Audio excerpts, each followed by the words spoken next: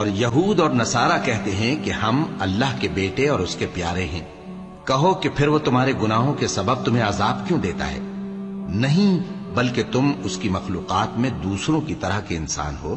وہ جسے چاہے بخشے اور جسے چاہے عذاب دے، اور آسمان اور زمین اور جو کچھ ان دونوں کے درمیان ہے سب پر اللہ ہی کی حکومت ہے، اور سب کو اسی کی طرف لوٹ کر جانا ہے۔ اے اہل کتاب، پیغمبروں کے آنے کا سلسلہ جو ایک عرصے تک منقطع رہا، تو اب تمہارے پاس ہمارے پیغمبر آ گئے ہیں جو تم سے ہمارے احکام بیان کرتے ہیں، تاکہ تم یہ نہ کہو کہ ہمارے پاس کوئی خوشخبری یا ڈر سنانے والا نہیں آیا۔ سو اب تمہارے پاس خوشخبری اور ڈر سنانے والے آ گئے ہیں، اور اللہ ہر چیز پر قادر ہے۔ اور جب موسیٰ نے اپنی قوم سے کہا کہ بھائیو، تم پر اللہ نے جو احسان کیے ہیں ان کو یاد کرو، کہ اس نے تم میں پیغمبر پیدا کیے اور تمہیں بادشاہ بنایا اور تم کو اتنا کچھ عنایت کیا کہ اہل عالم میں سے کسی کو نہیں دیا۔